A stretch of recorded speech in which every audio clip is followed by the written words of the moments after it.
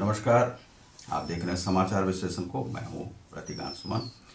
आज मैं आपको दो घटनाएं बताने जा रहा हूं। एक तो है कि जो कानूनी रूप से यह बात है कि बोरवेल में 160 फीट नीचे जो है एक बच्चा गिर गया है। उसे निकालने के लिए बहुत सारे उपक्रम किए जा रहे थे। अब वह लड़का निकला या नहीं और किस अवस्था में है वह अभी मैं सूचना नहीं दे सकता हूं।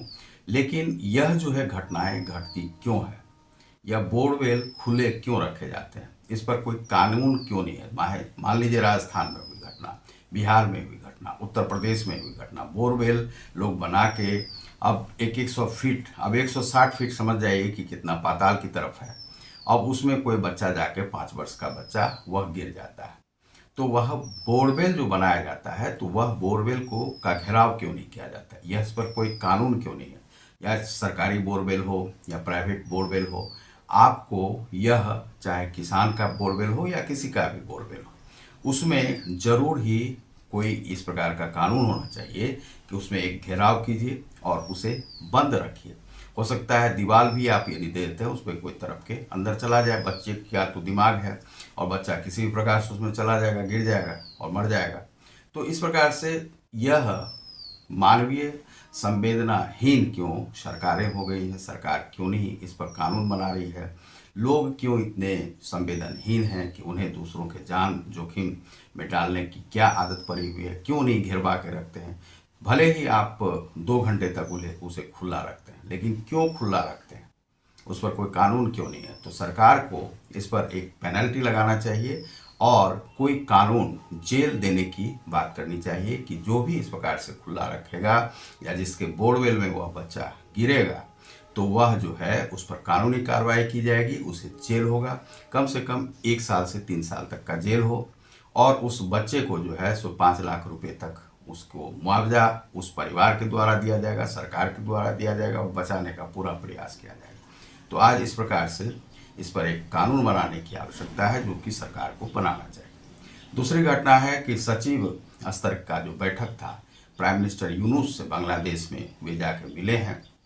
मिलने के बाद वहाँ पर जो है सो बताया गया कि 80 के आसपास जो है सो लोग जो हैं सो बंद हैं जेल में और 84 ही घटनाएं घटी हैं और उस पर सरकार जो है शिकंजा कस रही है।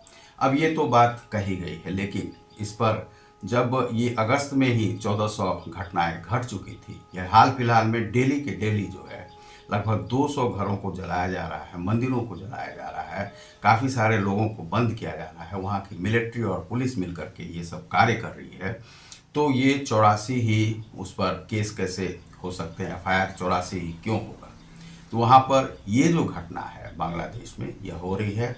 अब बांग्लादेश पर यदि मान लीजिए कि ड्रोन आपको मेघालय में उड़ता हुआ दिखा तो भारत क्यों इस पर से कराई नहीं कर रहा है, भारत क्यों नहीं उसके ड्रोन को गिरा दिया। भारत जो है अपनी ताकत कब दिखाएगा, भारत के पास कोई ताकत है। बांग्लादेश है, बांग्लादेश यदि अत्याचार करता है भारतीयों पर, हिंदुस्तानियों पर, तो जिस प्रकार से जब अत्याचार हो रहा था बांग्लादेश पर तो भारत ने पाकिस्तान से एक लड़ाई लड़ी थी, उसी प्रकार से यदि बांग्लादेशी भारतीयों के साथ, हिंदुस्तानियों के साथ लड़ाई लड़ रहा है और वह इस प्रकार से उस पर जुल्म कर रहा है तो क्यों हम उस जुल्म का जवाब नहीं दे सकते।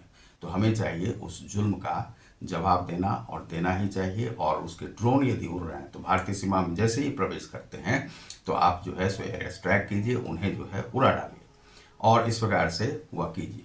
यदि वहाँ पर हिंदुओं पर जुल्म हो रहा है, आग लगाए जा रहे हैं, मंदिरों पर आग लगाए जा रहे हैं, तो उन पर जो है सो आप जरूर ही एयर स्ट्राइक कीजिए उन भीड़ पर। तो तभी ही ये सभी डर पाएंगे। जिस प्रकार से इजराइल कार्रवाई करता है उसी प्रकार से भारत को भी कार्य करना होगा, क्योंकि भारत जो है चारों तरफ से इस्लामिक स्टेट से घिरा हुआ है। अब ISIS वहाँ पर आ गया है, इस प्रकार से जो है सो एक डर भय का माहौल जो बना हुआ है।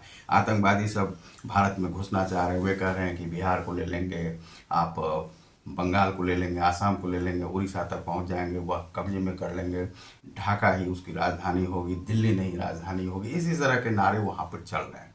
तो भारत को इस पर कोई एक्शन लेना होगा। सचिव स्तर का जो है सो वह वहाँ पर बैठक हुई, लेकिन कोई निर्णय उस प्रकार का नहीं आया है, लेकिन कुछ ना कुछ डर जरूर यूनुस के मन में होना चाहिए। तो आप देख रहे हैं समाचार विश्लेषण को, मैं हूं रतिकांत सुमन। बहुत बहुत धन्यवाद, नमस्कार।